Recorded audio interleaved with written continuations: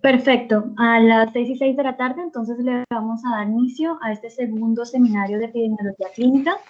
Vamos a hacer la presentación del doctor Urina, que va a ser nuestro ponente el día de hoy. Entonces, el doctor Miguel Urina, él es médico graduado de la Universidad Javeriana, especialista en medicina interna de la Universidad Javeriana igualmente, cardiólogo de la Universidad Nacional Autónoma de México, máster en ensayos clínicos de la Universidad de Sevilla, tiene un PhD en docencia e investigación del Centro Panamericano de Estudios Superiores en México. Asimismo, es el líder del grupo cardiodiagnóstico de la Fundación BIOS de la Universidad Simón Bolívar, investigador senior de MinCiencias y ha sido gobernador para Colombia del American College of Cardiology y expresidente de la Asociación Colombiana de Cardiología. Es actualmente investigador en el área de cardiología y factores de riesgo cardiovasculares y va a ser quien sea el ponente del tema del día de hoy, que son ECAS, ensayos clínicos aleatorizados. Doctor Urina, le doy la palabra. Muchas gracias, Sandra. Bueno, gracias a todos por unírsenos a esta conferencia.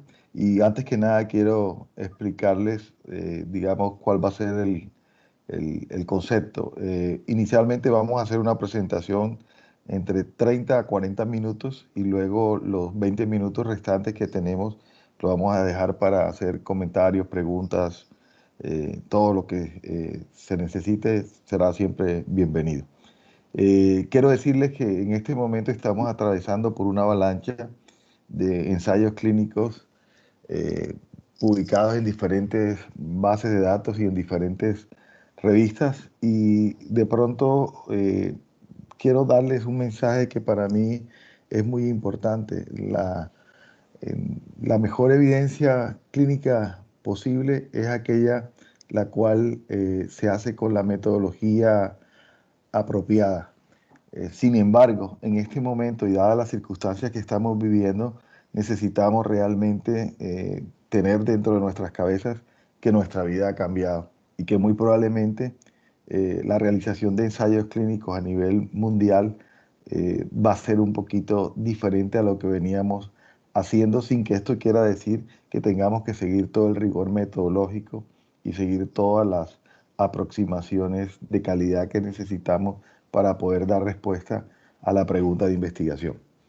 De pronto es bueno hacer referencias históricas con relación a quién se le atribuye ser el que originó el tema de los ensayos clínicos, y nos remontamos a la historia del escorbuto. El doctor James Lind, en un barco que era de la Armada de la Royal Salisbury de Londres, dicen que fue la primera persona que en 12 hombres que sufrían síntomas de deshidratación y que tenían una serie de problemas de desnutrición, los trató con una serie de pruebas clínicas, y de pronto a él se le ha atribuido ser como el primer origen que tenemos de un dato de referencia donde se hizo un experimento clínico. El experimento clínico... Alexa, stop. ¿Aló? Alexa, ¿está parada o no está parada? ¿Aló? Yo les ruego apagar los micrófonos, por favor.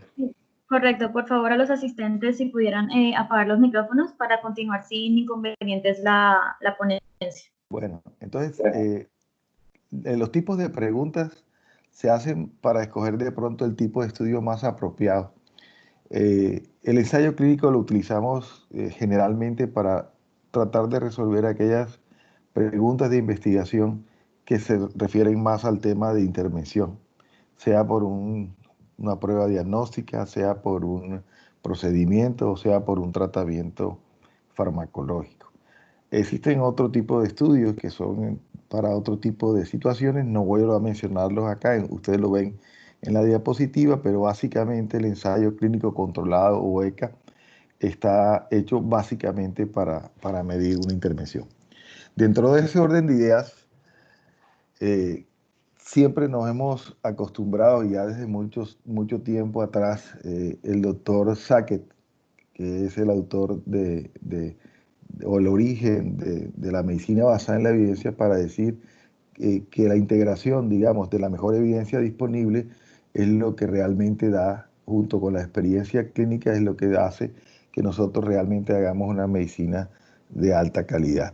En ese sentido, la mejor evidencia disponible para todos los investigadores sigue creciendo en el mundo. En la diapositiva estamos observando una publicación que se hace en el año 2010 y ya han transcurrido aproximadamente 10 años desde esa publicación, pero vemos cómo la evidencia viene creciendo. La gran mayoría de ellos está hecha por ensayos clínicos controlados. Y esto pues es casi que yo les diría multiplicar a la n potencia lo que nosotros veíamos inclusive cuando yo era residente en el año 1986, donde teníamos bastantes artículos, pero no con la rapidez que estamos viendo hoy que se hacen. Entonces cada día es más difícil de pronto atender a toda la demanda de lectura que tiene la literatura mundial. ¿Qué es un ensayo clínico? Entonces, la definición de pronto que reúne todas las características para podernos entender, es que es un experimento clínico donde probamos un producto, una sustancia, un medicamento, un procedimiento, una técnica diagnóstica o una terapéutica que se va a aplicar en seres humanos. Ahí nos diferenciamos de los experimentos animales. Aquí es aplicación en seres humanos y que pretende valorar tanto su eficacia como su seguridad. En ese orden de ideas, podemos tener varias clasificaciones de los ensayos clínicos. De acuerdo al desarrollo clínico, y ahorita lo vamos a ver en una diapositiva que viene más adelante, podemos tener estudios de diferentes fases. Fases 1, fase 2, fase 3, fase 4. De acuerdo a lo que debemos responder con el aspecto de la intervención, podemos tener ensayos de tipo explicativos, ensayos de tipo pragmático. De acuerdo al objetivo, podemos tener ensayos de tipo de equivalencia terapéutica, búsqueda de dosis, dosis-respuesta, concentración-respuesta, de bioequivalencia, de biodisponibilidad, estudios pilotos. De acuerdo al enmascaramiento o lo que nosotros llamamos ciego, podemos tener estudios que son abiertos, open labels, o no enmascarados, o estudios enmascarados o ciegos, y de eso tenemos varias categorías: simple ciego, doble ciego o triple ciego. Ahorita lo miraremos más adelante. O de acuerdo a la exposición podemos tener estudios donde hacemos estudios en paralelo o hacemos estudios cruzados o hacemos estudios de acuerdo al control, si son controlados o no controlados. ¿Cuál sería el ensayo clínico ideal? Ahí vamos a hablar un poquito qué es un estudio controlado. Un estudio controlado es aquel ensayo que siempre tiene grupo control y tiene que ser un grupo control similar al grupo que vamos a intervenir, ya sea con el fármaco o con la prueba diagnóstica. Esto es muy importante. Cada vez el rechazo de las revistas de alto impacto hacia las publicaciones nuestras se debe precisamente por no haber hecho la elaboración de un buen grupo control. Ustedes me dirían, hombre, es que a veces no se puede hacer grupo control. Eso es cierto. Por ejemplo, en enfermedades huérfanas, en enfermedades raras, en casos de pronto donde nada más hay muy poquitos casos. Es factible y de pronto el ensayo clínico no es la mejor medida para, digamos, hacer desde el punto de vista controlado esa investigación. Otra cosa muy importante dentro del ensayo clínico ideal es su colocación en el tiempo. Si bien uno puede de cierta manera tener datos retrospectivos, sigue siendo el prospectivo el que más impacto tiene desde el punto de vista a nivel de evidencia. Y luego pasamos a la parte de cegamiento, donde la clasificación de simple, doble y triple ciego se refiere a que ni el investigador, ni el investigado, ni el que analiza los datos conoce cuál es la sustancia o cuál es el procedimiento de intervención que se está realizando en ese individuo. Esto es muy importante porque entre más cegado esté el estudio a ese tipo de análisis, se eliminan, por supuesto, todo lo que son sesgos. Sesgo es la atribución que una persona le puede dar o la intencionalidad de creer que en un grupo le está yendo mejor al otro cuando conoce realmente qué producto está tomando un individuo. Otra cosa muy importante en el ensayo clínico ideal es la aleatorización. La aleatorización ha sido un tema en el cual a través del azar se eliminan la mayor cantidad de sesgos, y eso es muy importante. Uno puede hacer una aleatorización simple o puede hacer una cosa que se llama aleatorización equilibrada, es decir, repartir en dos grupos la capacidad que tiene, digamos, el estudio para poder decir, quiero 40 pacientes en uno y 40 pacientes en otro, o la puedo hacer estratificada de acuerdo a la estratificación que yo hice. La estratificada la están viendo ustedes mucho en estos estudios donde se están analizando en el área cardiovascular lo que llaman MACE o MACE, que son estudios donde se mira, por ejemplo, mortalidad cardiovascular, mortalidad compuesta, hospitalización, empeoramiento por falla cardíaca, y entonces a cada uno de esos se le da una categoría. O también se puede hacer aleatorización por grupos, por grupos etarios, etc. La forma como el investigador escoge la aleatorización va a depender del diseño que él haya programado para dar respuesta a su pregunta de investigación, pero la aleatorización es muy importante para darle la característica de calidad al estudio.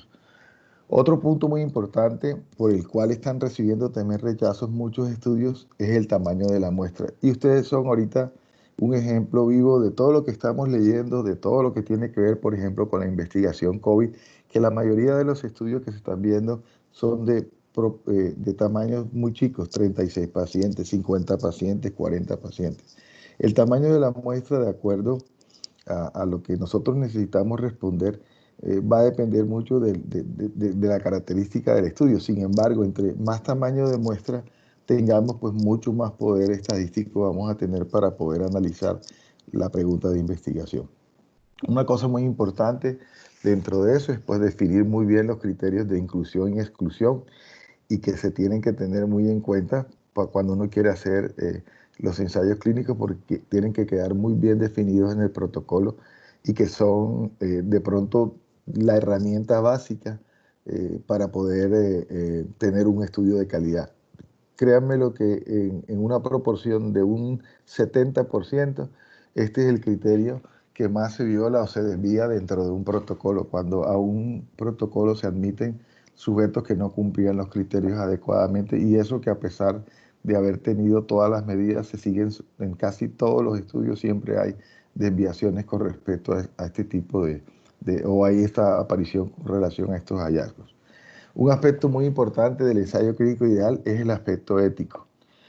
Todo ensayo, todo experimento clínico que se pretenda hacer debe contar con un informe de consentimiento escrito donde al sujeto que va a participar se le explican todas las cosas que tiene que ver, y la primera de ellas tiene que ver en que puede caer en el grupo que va a ser intervenido o puede caer en el grupo control, y que nosotros no vamos a poder saber si está en el grupo intervenido o en el grupo control. Y además, el informe de consentimiento es la garantía real de que al paciente sí se le explicaron todos los eventos adversos que se puedan derivar del ensayo clínico.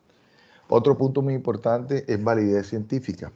Todos los estudios, ensayos clínicos, tienen una validez que se llama validez interna y una validez externa. Para que me puedan entender, es lo siguiente: la validez científica interna pues se lo da toda la metodología científica, todo el rigor estadístico con el cual se hizo, pero la validez externa es muy importante, es poder, con los datos que yo estoy obteniendo, poderlo aplicar a una población similar que cuente con las mismas características de mi ensayo clínico, y yo pueda extrapolar todos los hallazgos que yo encontré en mi ensayo clínico. Eso se conoce con el nombre de validez externa. Hay un concepto muy importante que también lo veremos en una diapositiva más adelante, que es el concepto de la selección equitativa del sujeto. Es el concepto de equiposis. El equiposis es como la balanza, donde nosotros debemos pesar el riesgo contra el beneficio. Es la proporción favorable que tenemos de riesgo y de beneficio para poder nosotros distribuir adecuadamente los grupos de control y los grupos de intervención. Otra cosa muy importante en el ensayo clínico es la evaluación de él en todo su trayecto.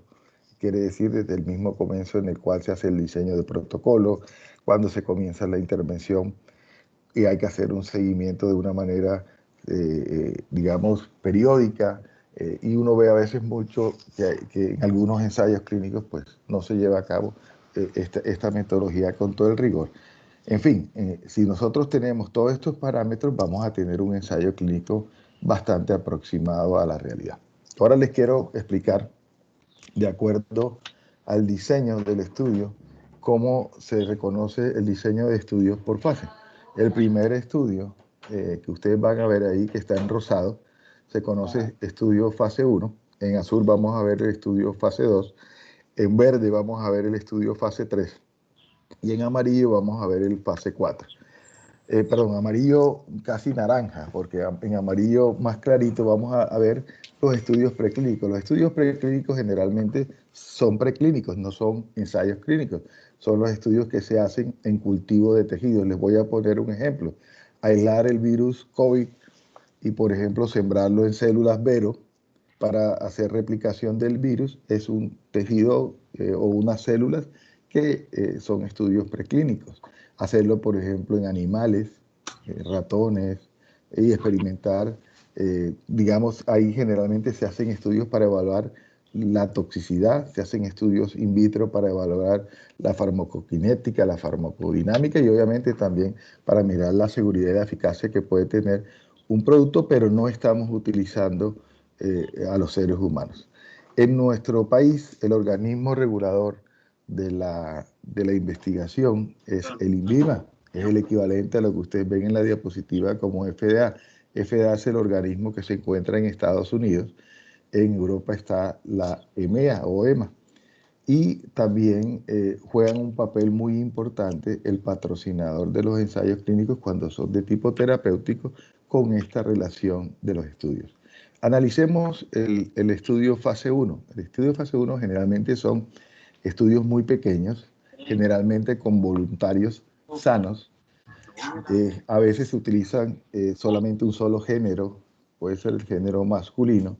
Pueden ser pacientes que estén en estados terminales o pueden ser también sujetos voluntarios y generalmente se utiliza para mirar seguridad, eventos adversos, farmacokinética, farmacodinámica y algunos pasos que tienen que ver con el metabolismo de la medicina.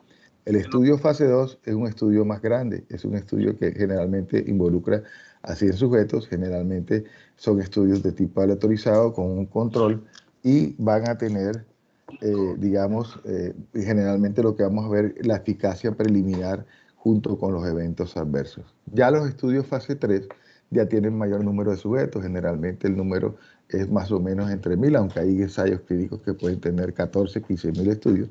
Son estudios generalmente aleatorizados y lo que pretenden es reforzar el conocimiento sobre eficacia y a largo plazo y a largo término mirar los eventos adversos que puedan producir este medicamento.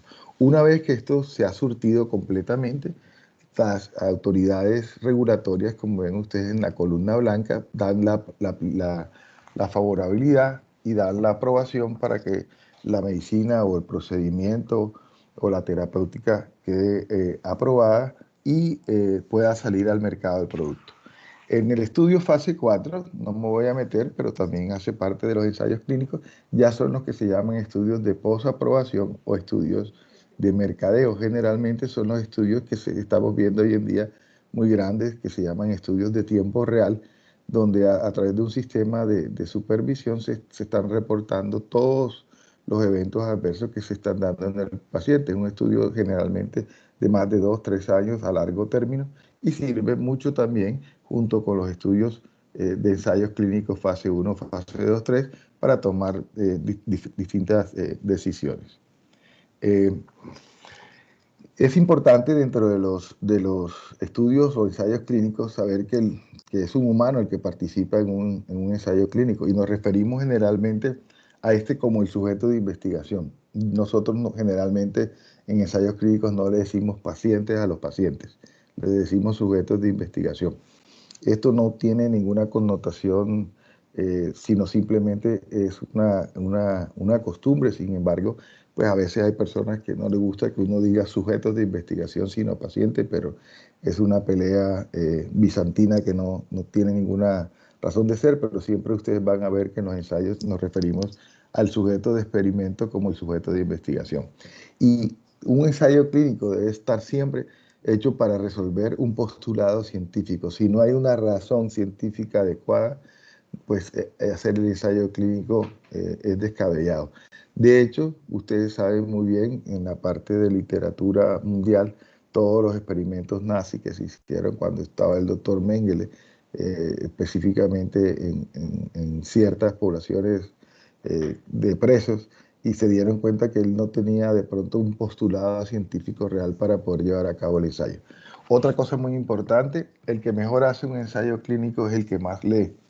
Es importante el conocimiento de la literatura científica, por lo tanto, hay que agotar todas las bases de datos y leer y leer y volver a leer y volver a leer, porque eso hace que el ensayo clínico, la pregunta de investigación, quede muy bien. Un ejemplo de ahorita también es los tratamientos que existen para el COVID. Todo el mundo habla, todos los días publican una cosa, ¿no? Que este tratamiento sirve in vitro, que este tratamiento sirve en vivo, pero realmente para poder decir qué sirve, qué no sirve, pues se necesita conocer toda la literatura mundial.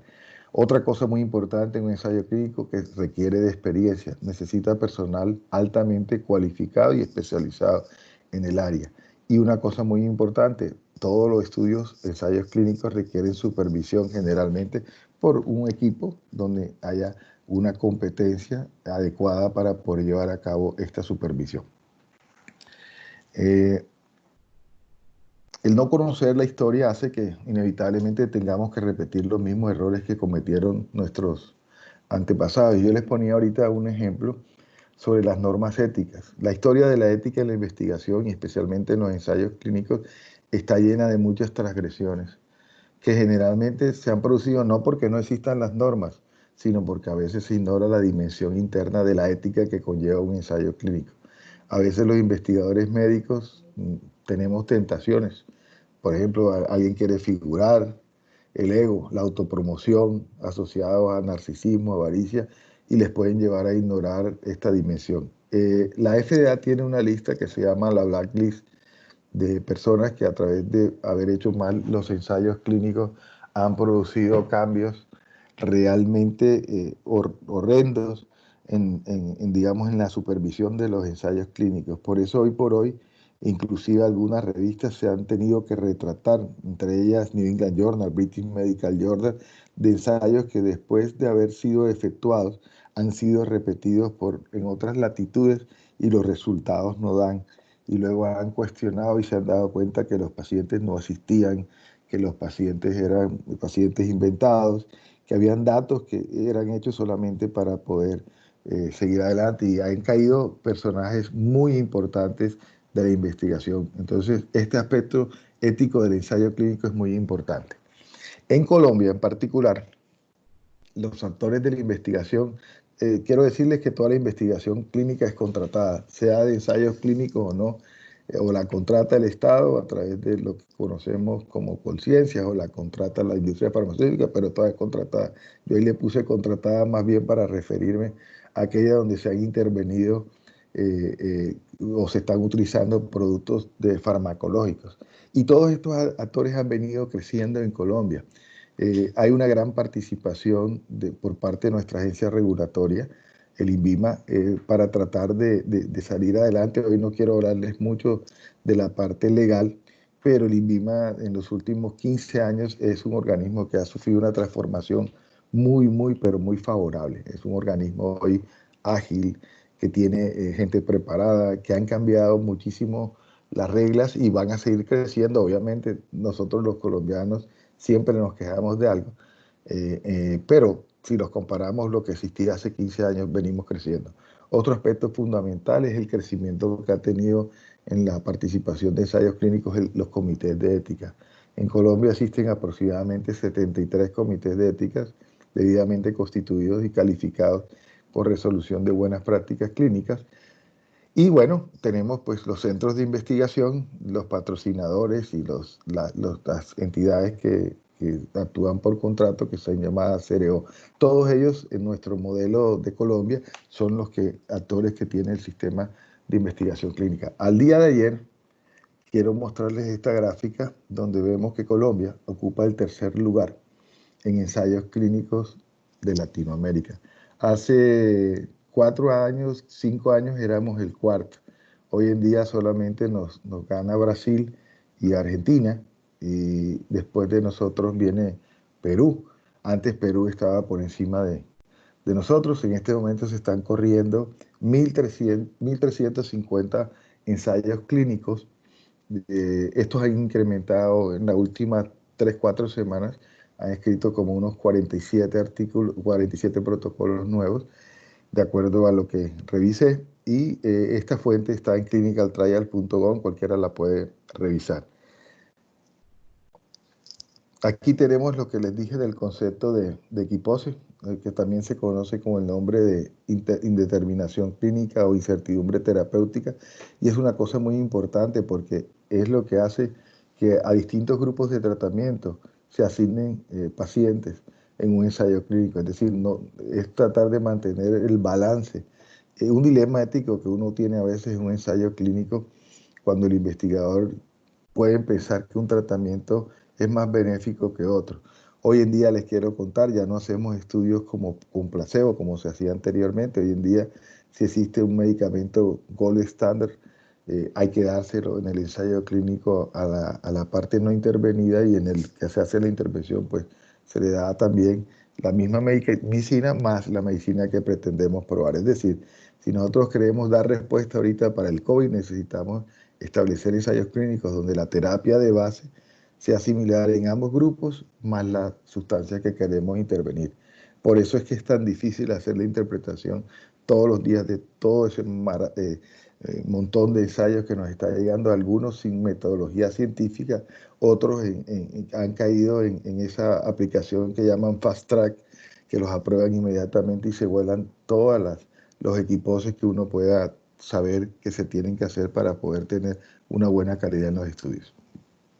Les comentaba lo de placebo, me adelanté un poquito, pero generalmente la declaración de Helsinki, que fue una revisión que se hizo desde el año 2000 hasta la fecha, específicamente con ensayos que se hicieron en África, dijeron pues que está muy limitado el uso de controles con placebos y solamente hay circunstancias muy, muy especiales, pero generalmente no es recomendado en los ensayos clínicos comparar contra placebo. No es algo que está bien visto y que generalmente necesita mucho estudio y por supuesto una gran aprobación y discusión por parte de los comités de ética. Cuando uno va a hacer un ensayo clínico o experimental es importante que tener siempre esto en la mente. Uno no puede hacer un ensayo clínico sin protocolo. El protocolo es como, digamos, la cartilla con la que uno va a jugar. Los protocolos pueden ser enmendados o cambiados en el ensayo clínico durante la duración del estudio y obviamente muchos de ellos tienen enmiendas. Una cosa muy importante es que cualquier medicamento o cualquier procedimiento generalmente debe tener una experimentación básica, ya sea de estudios in vitro, celulares o en animales. Obviamente no se puede investigar, no hacer un ensayo clínico que no haya un consentimiento informado. Otra cosa que es muy importante es la libertad que tiene el sujeto para interrumpir cuando él quiera el tratamiento. Eso es una cosa que es autonomía por parte del sujeto y ahí hay que tener en cuenta los grupos vulnerables. ¿Qué es un grupo vulnerable? Aquel grupo que por alguna característica tiene sujeción o está influenciado por alguien para poder tomar su decisión en forma autónoma. Por ejemplo, los individuos de las fuerzas militares, ellos tienen que obedecer a un superior, entonces no son buenos candidatos para llevar a cabo un ensayo clínico. Un niño chiquito que todavía no entiende qué es un protocolo, pues es un grupo vulnerable, etcétera. Existen muchos ejemplos en la literatura mundial acerca de ese caso. Otra cosa muy importante cuando uno hace un ensayo es poder uno predecir cuáles son los beneficios que va a tener el sujeto y también los riesgos de toxicidad. Les voy a poner un ejemplo de la vida cotidiana. El uso de cloroquina con acitromicina es aumento del QT y el QT largo puede inducir arritmias ventriculares graves como la torsade de puntas y que además de eso puede ocasionar la muerte. Entonces, uno si va a usar cloroquina, eso no quiere decir que no la utilice, debe tener una valoración previa del sujeto, hacer el electro correspondiente y obviamente mirar qué sustancias las pueden incrementar. Otra cosa muy importante es que yo creo que es la solvencia del investigador en un ensayo clínico. Yo no puedo ser ginecólogo y hacer un estudio, por ejemplo, de, qué sé yo, de neurología. esto estoy exagerando, pero digamos, la solvencia del investigador, además de su especialidad, va también con el conocimiento de haber realizado ensayos clínicos, de tener todo el background, de poder analizar adecuadamente la literatura que se le ha presentado para hacer la pregunta de investigación. Una cosa muy importante es que aquí prevalece el interés individual frente al colectivo. Uno no puede en algún momento, si uno está haciendo un ensayo clínico y ese día sale un tratamiento que demostró que es efectivo, ese tratamiento reconocido hace que a uno el ensayo clínico se, le toca a uno suspenderlo para poder darle pie o cabida a que el paciente reciba el tratamiento que fue aprobado y que realmente sirve. Otra cosa muy importante que hay que tener en cuenta es la fidelidad en la publicación de los resultados. Tanto hay que publicar los resultados positivos a favor de la intervención que estamos haciendo, como la publicación de los resultados negativos. Estudios a veces negativos son engavetados y los esconden para no publicarlos porque creen que de pronto no tenga. Esto ha ido cambiando hoy en día y hoy en día pues se exige que la gente publique los resultados negativos porque también son importantes para la literatura mundial y para uno aprender. Generalmente, ahorita que estamos viendo esto, también pongo un ejemplo, hay una cosa que se llama uso compasivo. Uso compasivo es cuando un paciente, utilizamos un tratamiento que todavía no tiene ensayos clínicos previos, pero es la única cosa que tenemos que hacer, es eso o dejar que el paciente se muera. A veces esos usos compasivos se hacen en un sujeto que está inconsciente, que no puede responder a una aprobación. Entonces, a veces hay normas que tienen que ver con el consentimiento de informado y hay unas pautas internacionales donde de pronto, por ser un uso compasivo, hacen que el informe de consentimiento recaiga en los, digamos, guardianes legales o en su defecto. Es una decisión que puede tomar el staff médico porque era eso o el paciente se iba a morir. Entonces, es una cosa muy importante. El elemento que prima en el consentimiento informado de un ensayo clínico tiene que ver con la descripción de la investigación que le vamos a hacer al sujeto. Y básicamente en ella, en ese informe, debemos escribir los riesgos y los beneficios esperados. Y obviamente es una explicación de que todos los datos que vamos a manejar de él son confidenciales. Y que además, si nosotros nos equivocamos o si ocurre digamos, un evento adverso serio ocasionado por el medicamento, está cubierto y tiene una póliza de seguro si hay una indemnización de las lesiones producidas por ese ensayo clínico que estamos llevando. Y además también tiene el paciente en su informe de consentimiento a quien tiene que recurrir en caso de que presente algún evento adverso. Hay que recordar siempre que la participación en un ensayo clínico es voluntaria. El paciente puede salirse cuando él quiera. Entonces, aquí tienen ustedes un seguimiento de la regla común. Siempre un ensayo clínico pasa por una aprobación previa del comité, es donde se aprueba toda la parte del protocolo, el consentimiento informado, luego se documenta ese consentimiento informado en los pacientes y luego sí se comienza el reclutamiento de los participantes en la investigación, se genera todo lo que tiene que ver con la protección especial para los grupos vulnerables y luego pues una vez ya se tiene aprobada la investigación, pues se va realizando una revisión apropiada. Una cosa muy importante que tiene que ver con los datos de los ensayos clínicos es lo que decía el señor Peter Drucker, que lo que no se mide no va a mejorar. Lo que no se define no se puede medir, lo que no se mide no se puede mejorar y lo que no se mejora se degrada siempre. Eso lo decía William Thomson. Es importante en los ensayos clínicos tener una buena data de soporte para hacer el registro de todo lo que va pasando.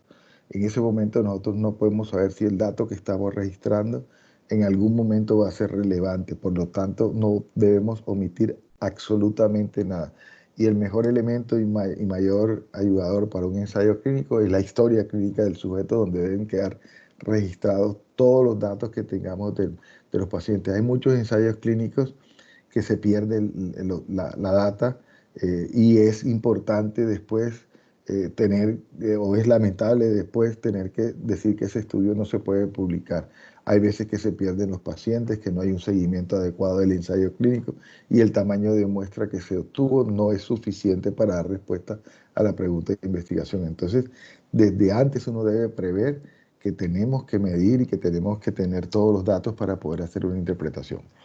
Yo siempre le recomiendo a todo el mundo que se haga estas 5 preguntas antes de iniciar un protocolo en un ensayo clínico.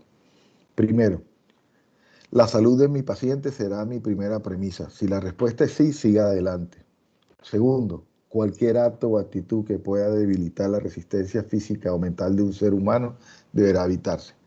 En este caso me refiero mucho a estudios clínicos que se hacen en sujetos que tienen cáncer y que el paciente está desesperado y que cualquier palabra que uno diga pueda hacer entender al paciente que esto es un tratamiento que le va a salvar su vida. Entonces ahí tenemos que ser muy cautos. Cualquier acto o actitud nuestra puede cambiar la resistencia mental de ese sujeto.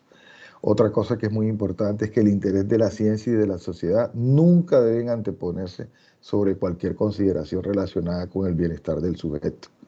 Cuarto, la renuncia del paciente a participar en un estudio nunca debe interferir con la relación médico-enfermo, médico-paciente. ¿Qué quiere decir esto?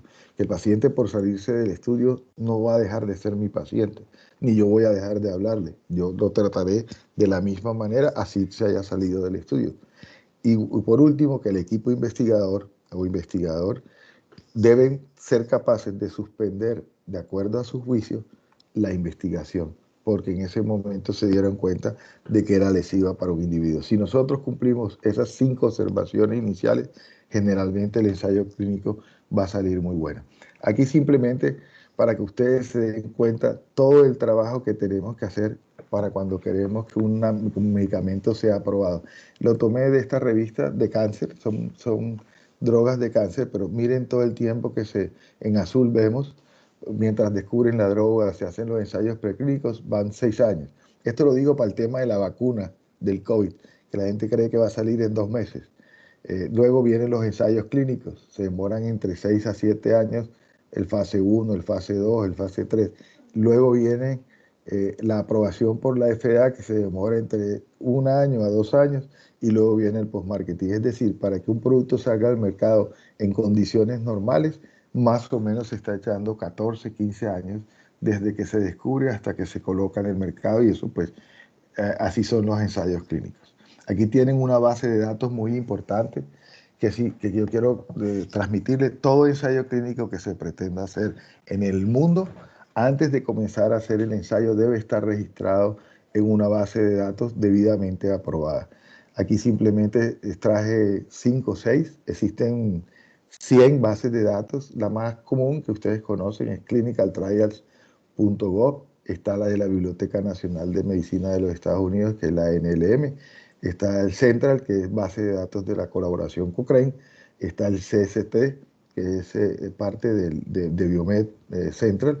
Está el ISRCTN, que es el International Standard Randomized Control Trial Number. Está el Meta Register, que es la recopilación de ensayos clínicos de Reino Unido. Está Trial Central, que es una base de datos también de Estados Unidos. Y está el Registro Latinoamericano de Ensayos Clínicos, que es la base de datos de Latinoamérica. Antes de comenzar un ensayo clínico, recuerden que hay que registrarlo en una de estas bases de datos. Esa era mi conferencia. Les doy a todos muchas gracias. Estamos abiertos entonces a escuchar preguntas. No sé, Sandra, si tú moderas, por favor, y nos vas indicando le vas dando la palabra y vamos oyendo los comentarios y las preguntas. Listo, Doc, perfecto. Muchas gracias por su presentación. Abrimos entonces el espacio para preguntas e inquietudes. Quien tenga algún tipo de cuestiones puede activar el micrófono y preguntarle directamente al doctor. Miguel, quisiera hacerte una pregunta, no sé si me están oyendo. Miguel, como no los estoy viendo, me dicen cómo se llaman, qué hacen, bueno, y me preguntan, vale. Soy Alfonso Mario Cepeda, ¿me estás copiando? Sí, perfecto, Alfonso. Gracias, Miguel. Mira, soy médico alergólogo, para los que no me conocen, investigador también. Y la pregunta que tengo, me interesó mucho la parte de que Colombia está en tercer lugar en clinical trials en el mapa tú pusiste a Sudamérica. Te pregunto, ¿en qué puesto está México en Latinoamérica? México, no lo tengo acá conmigo, pero hace como unos 15 días que revisé, estamos más o menos similares en México, Argentina y Colombia. México, a pesar de tener grandes investigadores, en los últimos años no ha sido descollante. Le pasó lo mismo a Perú. Perú tenía antes mucho más que nosotros, nos llevaba como un 20% más de estudios. Sin embargo, en los últimos 5 años ha habido un crecimiento en Colombia. Bastante tiene que ver con los organismos reguladores que existen en esos países. Mientras en Brasil, por ejemplo, y Argentina, ellos han evolucionado mucho en la aprobación de ensayos clínicos. En otros países, de pronto, el desarrollo de la agencia regulatoria no ha sido el mismo. Esto ha hecho que de pronto México, ellos tenían organismos como es el CONACYT, que es el equivalente de nosotros de Colciencias. Y bueno, ellos tenían una regulación, tenían 2 o 3 organismos desde el punto de vista burocrático que tenían que preaprobar cualquier ensayo clínico que se hiciera. Además de la agencia regulatoria como INVIMA, tenía que también aprobarse el protocolo de investigación.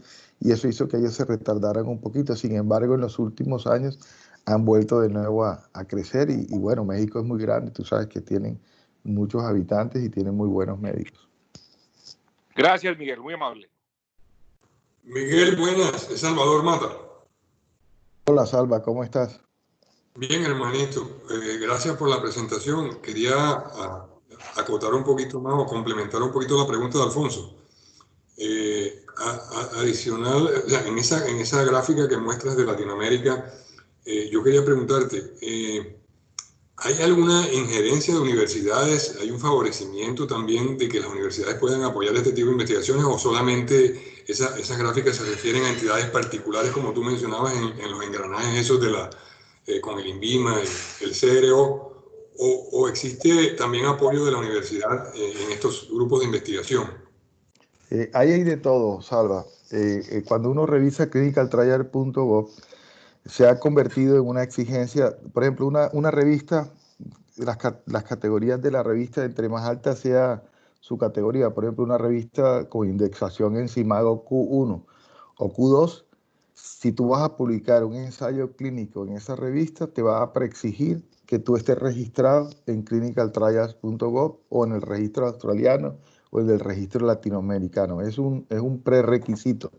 La gran parte de revistas serias hoy en día mundiales te lo está exigiendo. Entonces, ¿qué ha hecho eso? Eso ha hecho que, por ejemplo, en Colombia en particular, con relación y muy puntual a tu pregunta, que en esos 1.350 ensayos que tenemos al día de ayer, que fue el día que revisé el mapa, muy probablemente haya estudios revueltos. Ahí vas a encontrar estudios de la industria farmacéutica, que digamos que fuera que yo llamé industria contratada, pero también vas a encontrar trabajos de Colciencias, ahí va a estar la Universidad Nacional, la Universidad de Antioquia, la Universidad de los Andes, hay trabajos de nosotros también, yo tengo ahí trabajos nuestros de la Universidad Simón Bolívar, etcétera, pero todo el mundo ya lo aprendió a hacer.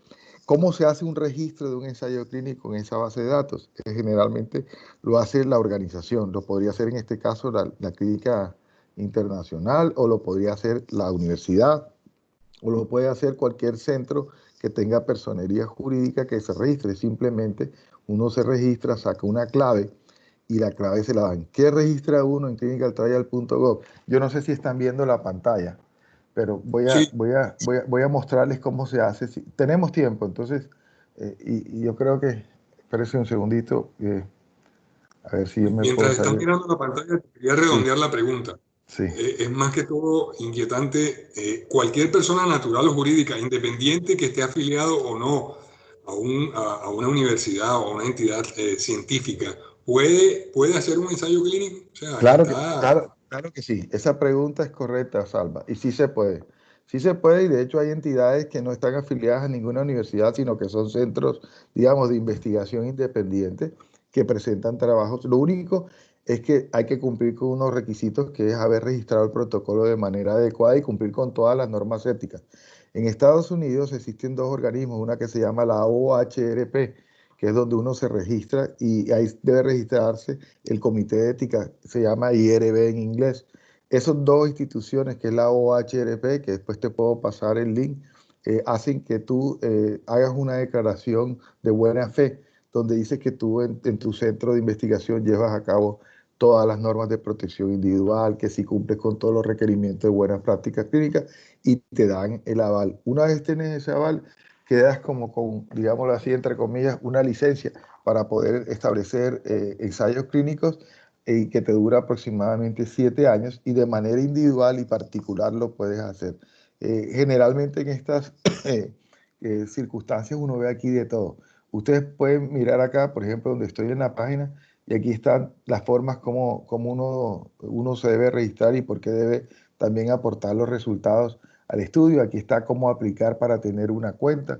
Aquí está cómo uno debe registrar el estudio. Y esta es la página de clinicaltrial.gov. Ustedes acá pueden hacer una búsqueda. Mire, ustedes se meten acá. Vamos a meternos acá a lo que nos preguntaba el doctor Cepeda. Vamos a buscar México. Y puntualmente nos sale cuántos estudios tiene México. Aquí está México. Vamos a buscar acá Mexican City. Aquí está. Le hacemos acá search y ahí nos sale.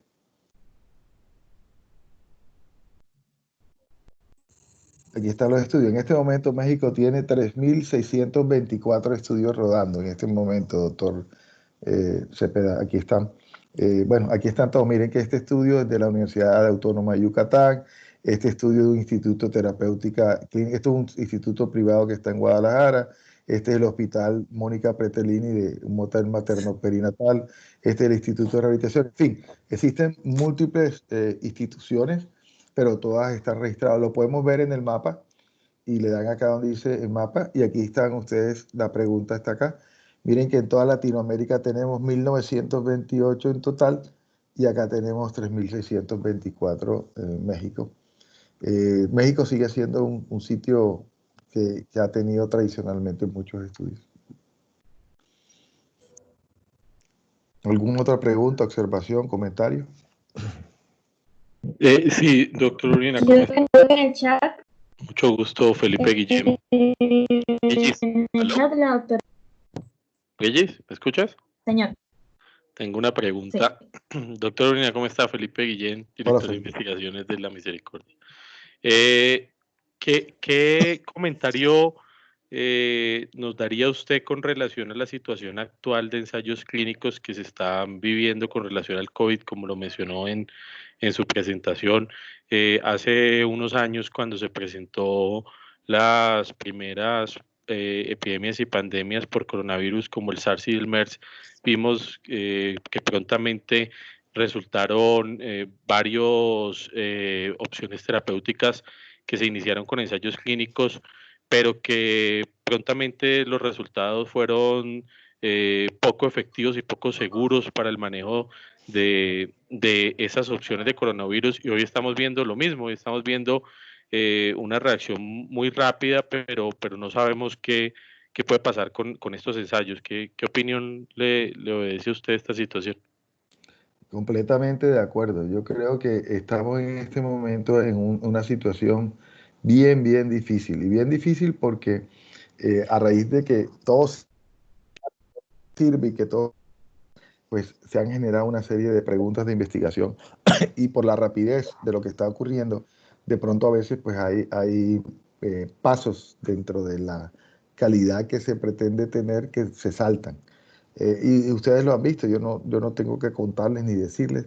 Ustedes mismos ahí en el chat que yo veo, no, ese estudio tiene solamente 36 pacientes, no, ese estudio no tiene grupo control, no, ese estudio solamente de pacientes in vitro, no, que este fármaco solamente sirve para ciertas características. Entonces, la cuestión y la interpretación con tanta avalancha de información no es fácil, ni para una persona experimentada, ni para un grupo experimentado. Yo lo que recomiendo es más bien buscar la fuente que nos hace el trabajo y de dónde viene esa información. Yo hice esto que se llama mis favoritos. Yo extraje para el COVID 20 fuentes de información, después se las paso, de los sitios, digamos, duros que yo considero que uno debe estar leyendo para no caer en lo que se llaman fake news, donde, por ejemplo, creo que antier o hace 3 días alguien subió a nuestro chat de WhatsApp un artículo que apenas estaba sometido al New England Journal, estaba en la parte confidencial, no había sido todavía aprobado, era solamente el submitted del artículo y ya lo estaban dando como un hecho cierto de 36 sujetos que habían recibido tratamiento con cloroquina o con hidroxicloroquina más acitromicina y que no les había dado resultados. Yo me di a la tarea de revisar, de pronto se lo iba a poner como ejemplo y lo primero es que las personas que lo publican, yo no voy a pelear por especialidades porque todos somos médicos y todos podemos aprender todo, pero es un estudio de neumología publicado por unos oftalmólogos. Entonces dice uno, bueno, vaya, estos tipos, bueno, hasta ahí de pronto era que los pacientes con neumonía también tenían conjuntivitis, pero uno va entrando y se da cuenta que existen un pocotón de errores metodológicos, pero resulta que las revistas también le juegan a eso. Hay un fast track ahorita mismo que si uno manda un artículo que de pronto puede tener algún leve interés para la revista, se lo van a publicar mucho más rápido que en las condiciones no habituales de pandemia. Entonces hay que tener mucho cuidado. Yo lo que recomiendo es que hay que digerir. No quiere decir que un estudio in vitro, por ejemplo, de una droga experimental no vaya a tener plausibilidad biológica después. Y de hecho sabemos que la medicina translacional es eso, poder probar a través de la ciencia básica, un modelo matemático de atención, etcétera. Todo eso sirve, pero hay que hacerlo protocolariamente, en lo posible, ¿no? Y de hecho, pues es el espíritu de pronto. Esta charla me cayó súper bien porque cuando revisamos el tema de ensayos clínicos, siendo una de las mejores evidencias disponibles para tomar decisiones, uno a veces diría que cada vez va siendo mucho más difícil con toda esta avalancha de documentación, decir uno, este sí está bueno o este no está bueno. Entonces yo lo que recomiendo de pronto es de pronto buscar la fuente de donde vino y mirar a ver cuál es el grupo que lo está publicando. Porque tenemos de todo, ¿no? Tenemos gente que hace revisiones. Tú mandaste ahorita un artículo, por ejemplo, muy bueno de JAMA, que salió ayer o en la noche de ayer, sobre cómo son los tratamientos y hay una buena explicación en la figura 1 que tú mandaste, excelente, de dónde, cómo entra el virus a la célula y todas las cosas, que es una buena revisión, es un artículo de revisión, por supuesto, no es un ensayo clínico, pero de pronto viene de una revista reconocida como es JAMA, cuyo contenido es mucho más supervisado. Yo siempre digo que estas revistas que tengo acá en esta página son per view. ¿Qué quiere decir eso? Que tienen pares evaluadores muy rígidos en el proceso de publicación, generalmente gente experimentada, entonces eso facilita que el ensayo clínico que uno esté leyendo de estas revistas sea un ensayo clínico un poquito más fidedigno. Pero hay de todo, créanme lo que hay de todo. A veces nos meten un gol en una revista de esas.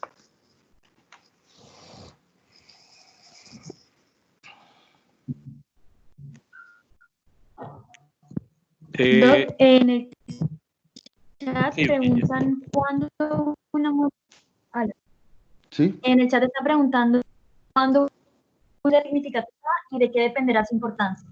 ¿Cuándo qué? No te escuché porque se entrecortó la llamada. ¿Cuánto qué? ¿Alguien puede repetir lo que dijo Sandra?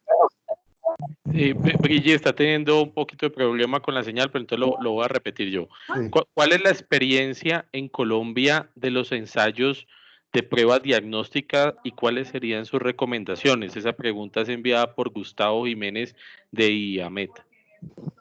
Esa es una pregunta excelente. Estamos hablando en pruebas diagnósticas en general. Bueno, Colombia dentro de Latinoamérica ha ido ganando mucha relevancia. Particularmente hay universidades muy importantes en el tema de pruebas diagnósticas. Ustedes lo han visto. Ahí destaca la Universidad Nacional, la Universidad de Antioquia, la Universidad del Valle, la Universidad Javeriana, la Universidad de los Andes. Son universidades que tradicionalmente han tenido grupos muy fuertes donde se han hecho pruebas diagnósticas muy interesantes. Para citar simplemente una, el aislamiento del del virus COVID-19 por la Universidad de Antioquia. Les cuento que eso necesita una prueba diagnóstica donde se utiliza un aparato que se llama, o una zona que se llama BSL-3. Eso es un cuarto especial de seguridad, de bioseguridad, que tiene una esclusa y donde se hace el cultivo celular en unas células experimentales que se compran de laboratorio, que se llaman células Vero, así con B de vaca, Vero. Esas células Vero se inoculan con el virus y uno hace replicación del virus. También se pueden cultivar en células alveolares. De hecho, es una prueba diagnóstica y ahí van a poder probar tratamientos varios de todo lo que estamos hablando, y es hecho aquí a nivel de Colombia. Ese es uno de los hechos. Por ahí hicieron también la parte genómica del virus. También ya sabemos cuál es el genoma del virus que está circulando en Colombia, lo cual también es muy bueno. Tenemos que avanzar mucho en pruebas de diagnóstico nuestras. Todavía tenemos mucha dificultad, pero se está trabajando duro en esa parte. Hay laboratorios del país muy grandes. O sea que obviamente contamos con una, yo lo llamo discapacidad, por llamarlo de alguna manera, que es que no tenemos todo el recurso económico que tienen los países de primer mundo. Pero Colombia, ahí va. Cada día pues uno va viendo que hay mayor preparación del recurso humano que antes no existía. La cantidad de médicos y de profesionales del área de la salud con doctorados en el área de biología molecular, en la parte de laboratorio es mayor, y esto ha favorecido la creación de nuevas formas de experimentación y de pruebas diagnósticas. Tenemos otra pregunta que nos hace Erika Bernal. La pregunta es la siguiente: ¿cuándo una muestra es significativa y de qué dependerá su importancia? Ese es tronco de pregunta, Erika, y depende de la pregunta de investigación. Muchos autores y del poder que tú quieras hacer con relación a la parte del poder estadístico de intervalos de confianza y del poder de significación en estadística. De acuerdo a eso, tú calculas el tamaño de muestra. Yo te voy a poner un ejemplo. Supón tú que queremos hacer una encuesta para evaluar los factores de riesgo cardiovasculares en una población como Barranquilla. Entonces, partimos de la base inicial de cuál es la población de Barranquilla. Entonces, Barranquilla, esto lo voy a decir inventado, pero para que me puedan entender, tiene 2 millones de habitantes, pero no todos tienen factores de riesgo. En esa población de 2 millones hay una población dividida por grupos etarios. Los menores de 18 muy probablemente no tendrán todavía el factor de riesgo establecido. Entonces, vamos a decir que vamos a utilizar a la población adulta. Es decir, de esos 2 millones nos queda, hagan de cuenta que tenemos 1 millón de gente menor de 18 años, nos queda 1 millón. Y de esos millones hay que conocer por estudios previos, hechos en otras comunidades, cuál es la prevalencia que existe de ese factor de riesgo. Por ejemplo, vamos a hablar de colesterol alto. Entonces sabemos que vamos a hablar de presión alta, que es más fácil. La presión alta en Barranquilla equivale más o menos al 20-25% que se está teniendo en este momento a nivel país. Eso es parte de la encuesta nacional de salud. Entonces quiere decir que si nosotros vamos a tomar una muestra representativa o una alícuota de esa población, tenemos que hacer un tamaño de muestra conducente a tratar de tener en nuestra muestra la representación de ese factor de riesgo. Yo les recomiendo utilizar una herramienta estadística que es fácil, está gratis, está libre, que se llama OpenEpi. El OpenEpi es de acceso abierto y ahí van a entrar a donde dice cálculo de tamaño de muestra y van a hacer este ejercicio. Van a colocar el número total de la población. Ya saben que el 10% o 15%, perdón, 20% les dije, tiene hipertensión arterial y le ponen de acuerdo al poder que quieran ustedes estadísticos, si quieren del 95%, del 99%, y él le calcula el tamaño de muestra y le dice, bueno, para esta muestra, este también me lo voy a inventar porque no la estoy haciendo acá, pero la podemos hacer, Felipe. Espérate un momentico, yo creo, espérese un segundo. Esto se llama OpenEpi. Aquí estoy. Para que vea usted en vivo y en directo, aquí entramos a la proporción de la muestra y les dije que íbamos a introducir aquí los datos. Mire, aquí tenía yo 1 millón de habitantes. Aquí esta frecuencia dijimos que era del 20%. Aquí tenemos un límite de confianza del 5% y un diseño y le decimos calcular. Y él me calcula que para yo tener un poder de significancia estadística, teniendo en cuenta este tamaño de la muestra definido por esta fórmula que hemos acabado, con un 99.99, requeriremos de estudiar a 969 sujetos. Si queremos un intervalo de confianza, que es el estándar, que es 95, necesitamos estudiar 246 sujetos de toda la población de Barranquilla mayor de 18 años. Entonces, el tamaño de muestra pues, va a depender mucho de la pregunta de investigación y de lo que queramos saber específicamente si conocemos la prevalencia de lo que, del factor, de lo que tiene la población que queremos estudiar. En caso de que no conozcamos esa prevalencia, se asume que es el 50%. Eso es una cuestión matemática arbitraria, pero uno trata siempre de afinar con estudios previos cuál es, digamos, la prevalencia de lo que está estudiando. De pronto, hacer cálculos de tamaño de muestra para enfermedades huérfanas no se hace de pronto con este método porque ahí es lo que haya, ¿cierto? Si hay 4 casos de homocigotos para dislipidemia, pues nos toca estudiar nada más esos 4 casos. Ahí no vale el tamaño de muestra, pero digamos, para cosas que son bastante comunes, podemos nosotros utilizar herramientas tecnológicas como esta para el cálculo. Ahí está el cálculo de tamaño de muestra y es una calculadora de código abierto, o sea que ustedes la pueden utilizar siempre. Gracias.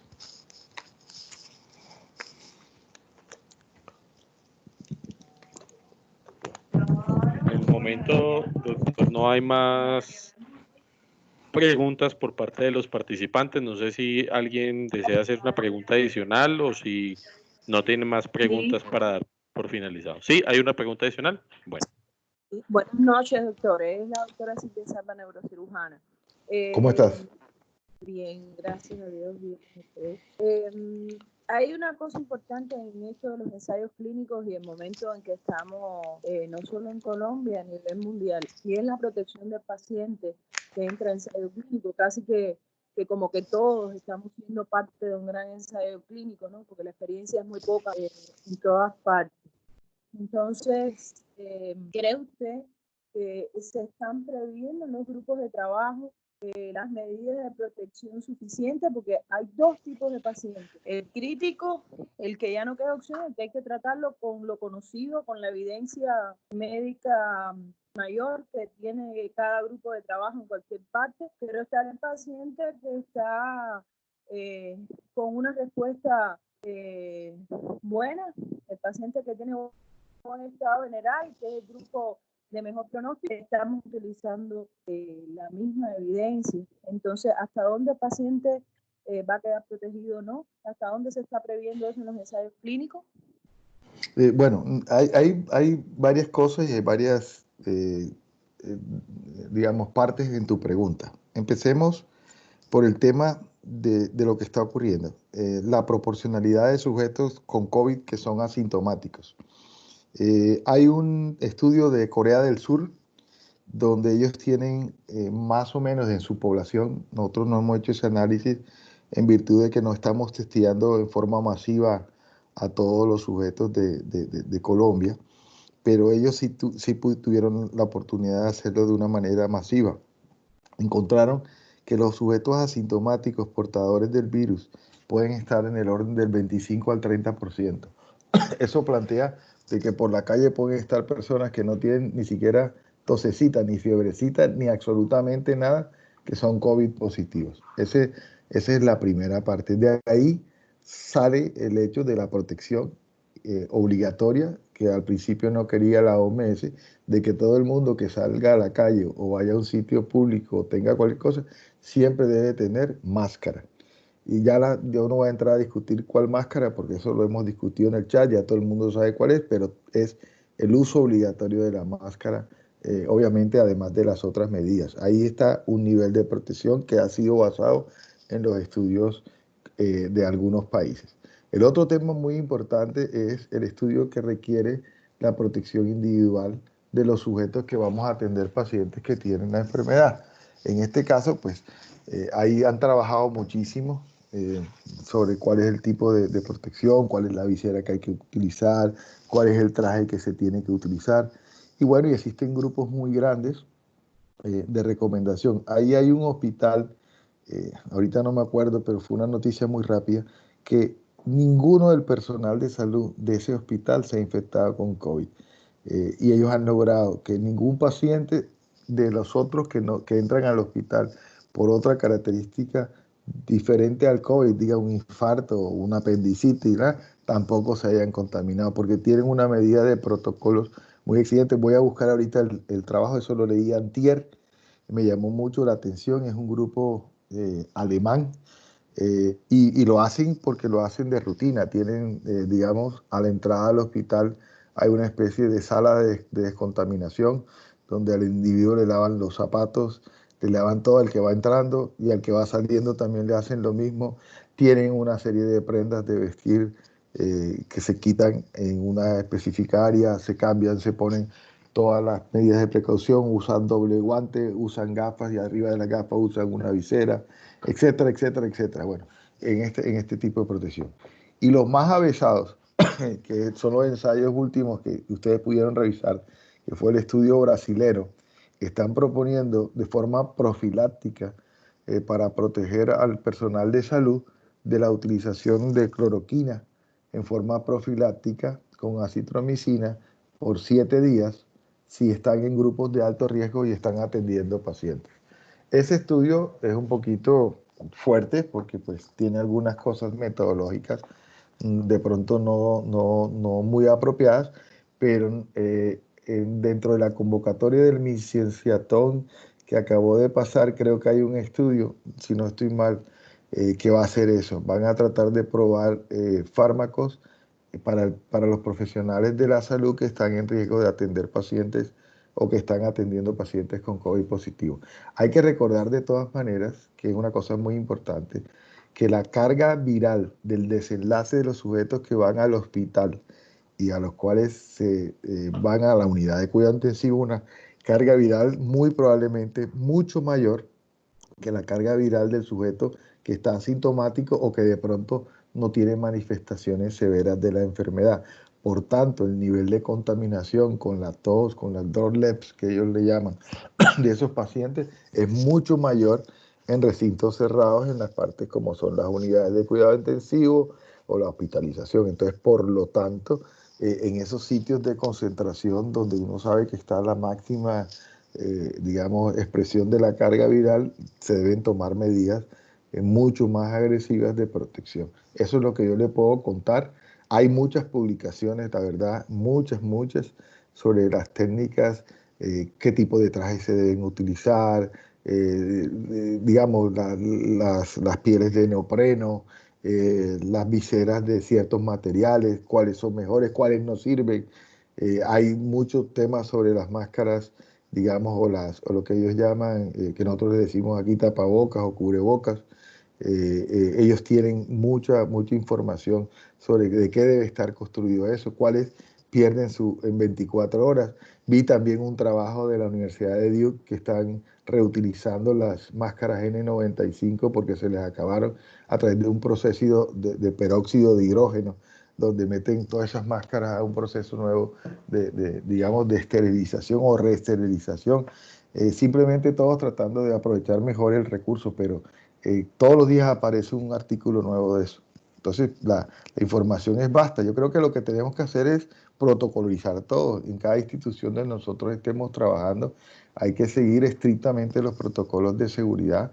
La protección debe ser fundamental, tanto para nosotros que estamos atendiendo al paciente como para el paciente que viene a la institución hospitalaria. Digamos, usted, en el caso de usted que es neurocirujana por un tumor cerebral, no está infectado y de pronto se llega a contaminar dentro de la misma institución. Entonces, hay que tener protocolos, digamos, hay que tener como dos rutas, el paciente con COVID y el paciente sin COVID, porque de todas maneras vamos a tener que atender casos de sujetos que no tengan COVID que tienen que tratarse. Entonces, yo creo que todo debe estar con normas de bioseguridad y con unas normas restrictivas muy importantes. Yo tengo la fortuna de tener una hija que trabaja en un hospital muy grande de los Estados Unidos. Ella es la jefe de residentes de ese hospital y ella pues hace las guardias y ella hace las rutas de attending, y ellos resolvieron que solamente hay un grupo multidisciplinario que examina a los pacientes que tienen COVID. Uno solo. No son todos los del hospital, no son todos los médicos, no son todas las especialidades, solamente el grupo de infectología. Son los únicos que están autorizados, obviamente con todas las medidas de protección, para examinar a esos sujetos. Los demás simplemente hacen los ingresos, harán las notas, pero desde telemedicina o por fuera del recinto, pero no tocan a ese paciente. Eso ha hecho de que ellos pues minimicen bastante de acuerdo a su estilo y a su protocolo. Cada quien pues hace sus protocolos como quiere y como debe, pero eso es una forma pues de minimizar el contacto o el contagio del personal de salud. Muchas gracias, doctor Urbina, por su respuesta. ¿Alguien de los asistentes desea hacer alguna otra pregunta?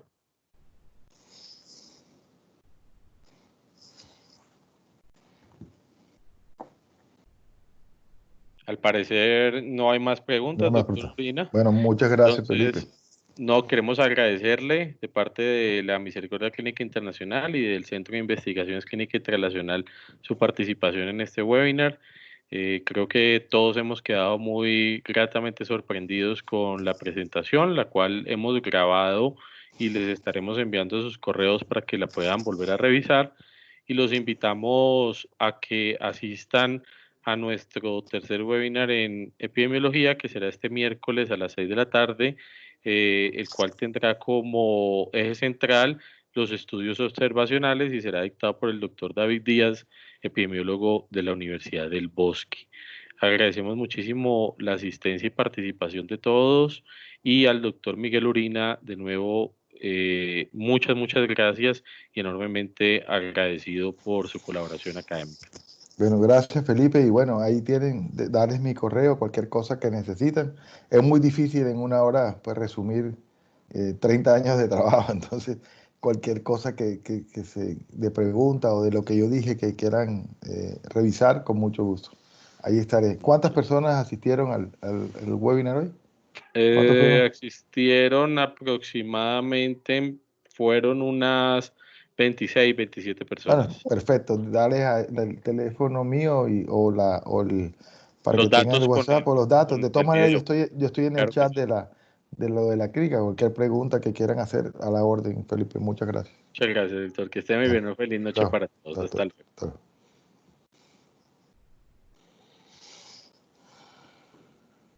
Ahora, ¿cómo me salgo?